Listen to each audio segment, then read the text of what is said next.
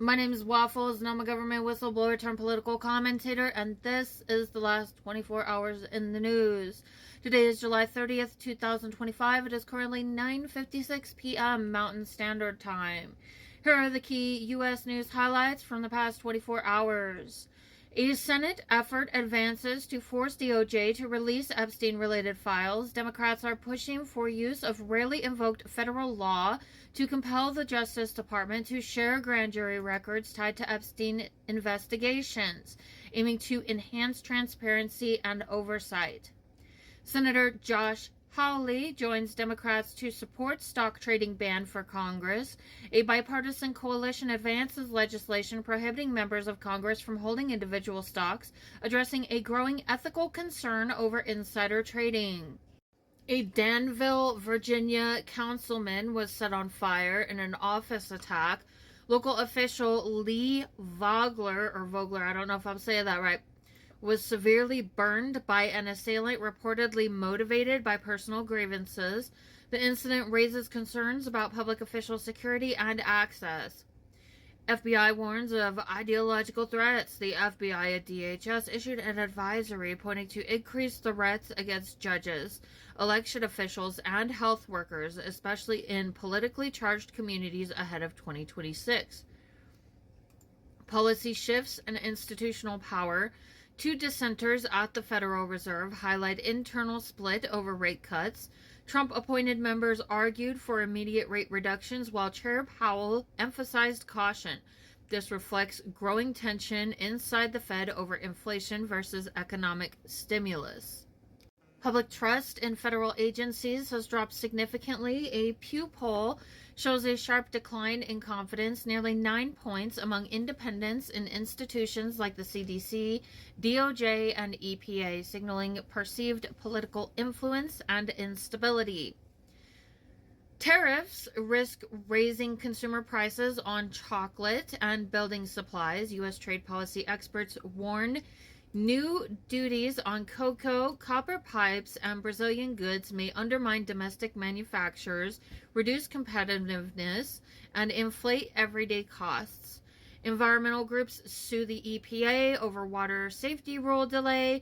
A legal challenge has been filed asserting that postponing PFAS, forever chemicals, water standards violates the Clean Water Act and disproportionately impacts rural and low-income communities. There has been no significant new developments reported in regards to public health policy or major outbreaks of the past 24 hours. However, the appointment of a CDC director without a medical degree continues to spark concern over agency leadership credibility. In international relations, new tariffs on Brazilian and Indian imports intensify trade diplomatic strain. The Trump administration imposed 50% tariffs on Brazilian goods and reinstated 25% on certain Indian imports, prompting retaliation threats with frustration within U.S. business sectors sensitive to global supply chains. The markets closed today with the Dow Jones Industrial Average at 44,461.28, which is down 171.71 points. The S&P 500 closed at 6,362.90, down 7.96 points. The Nasdaq Composite closed at 21,129.67, up 31.38 points. This is what the market close look like today. It is Wednesday, my dudes. There's the S&P Dow Jones Industrial Average. This one is the S&P 500 ETF, the Dow Jones, and QQQ Invesco Trust Series 1. In trade and economic news, we have Q2 GDP rose 3.0% annualized, a stronger than expected rebound from Q1 contraction. Import restrictions driven by recent tariffs, it played a major role. Net exports contributed nearly 5 percentage points to growth. Still, underlying demands remains weak. Final domestic sales rose just 1.2%, and consumer expenditures were modest at 1.4%. Analysts warn the apparent rebound masks slower real growth. The Federal Reserve held rates at 4.25 to 4.50%, with 2 dissenting Trump-appointed members advocating an immediate cut. Chair Powell justified the pause due to ongoing inflation and deteriorating demand trends. Markets reacted with rising bond yields and a slightly weaker stock market. The U.S. dollar saw its strongest weekly performance so far this year. It's already July. Responding to reduced trade uncertainty following recent U.S.-EU and U.S.-China trade agreements, the euro and other currencies remain volatile ahead of central bank decisions in Europe and Asia. Extension of U.S.-China tariff truce for another 90 days was announced after talks in Stockholm. President Trump described the negotiations as progressing positively and said a very fair deal may emerge. Observers say tensions remain high, especially over rare earth export policies. New tariffs implemented today. A 50% levy on specific copper imports was introduced effective August 1st. The policy excludes copper ore, scrap, and key domestic inputs and mandates that 25% of high-grade U.S. scrap copper be sold domestically to boost local industry. Tariffs on Vietnamese and Indonesian goods hit Adidas hard, potentially forcing price increases in the U.S. The company flagged a 200 million euro cost. I think that's a euro. It's a weird symbol. It's like a C with lines in it. Cost impact tied to duties now exceeding 40%, sending its share price down 7% today. And remember, kids, the stock market is not the economy. Just because the S&P or the Dow might go up does not mean that wages are growing, jobs are secure, inflation is under control, or that people are thriving. Here's our regional hazard outlook for weather for this upcoming week.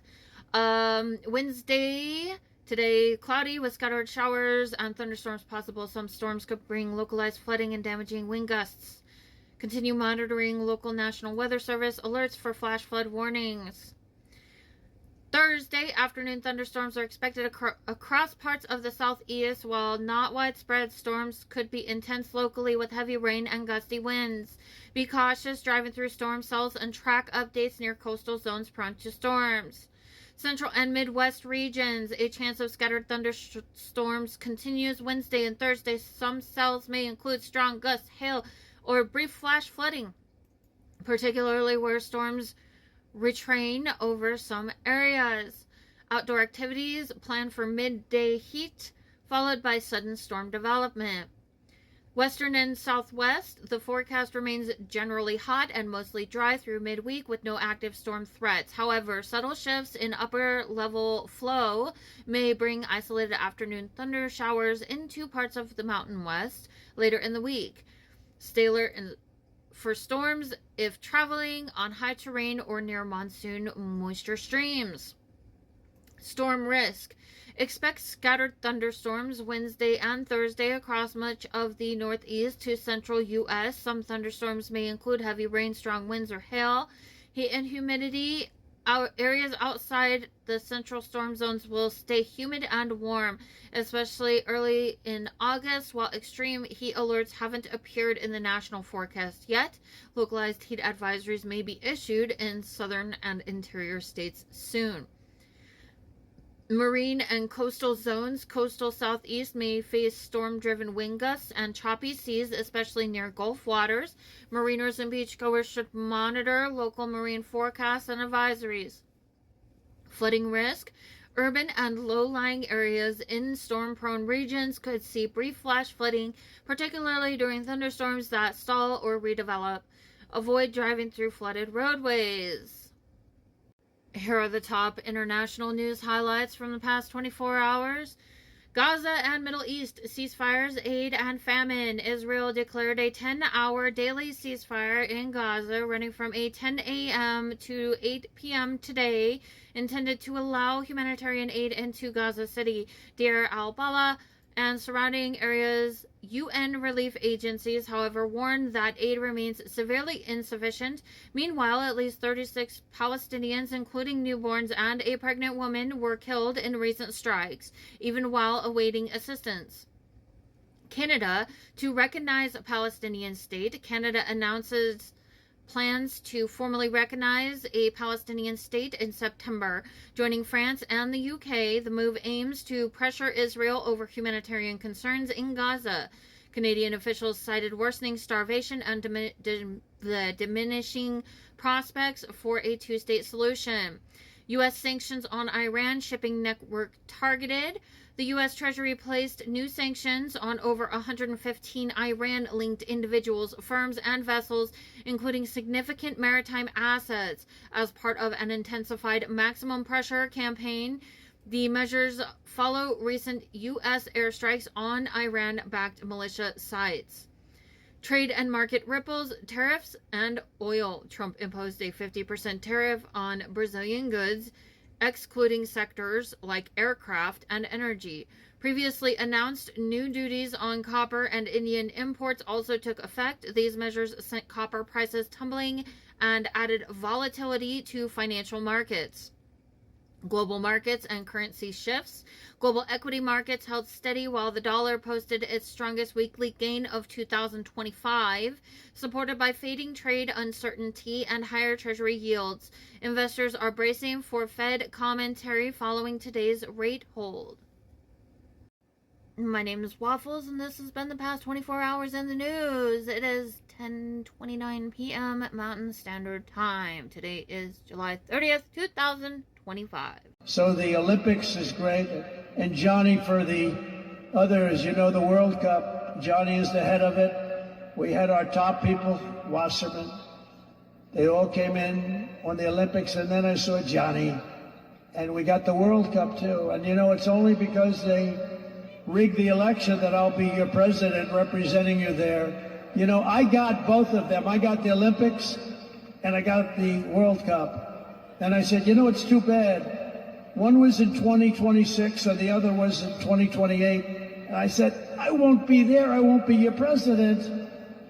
But then they rigged the election and now we won. So I'm going to be your president for the Olympics and for the World Cup. So Johnny, thank you for the World Cup. And everybody, thank you for the Olympics. We're going to have a great time. Hey guys, don't forget to like, share, subscribe, and comment to my videos. And also, don't forget to check out my shop where you could get this awesome Real Patriots Punch Nazis t-shirt. America, fuck yeah! And if you go to the link tree in my bio on most platforms, it's got links to everything, all of my stuff. You can find my shop there. I'm on eBay. You can also get this cool Exterminate MAGA sticker, because MAGA's fucking cockroaches. And fuck MAGA, abolish MAGA, fuck you MAGA.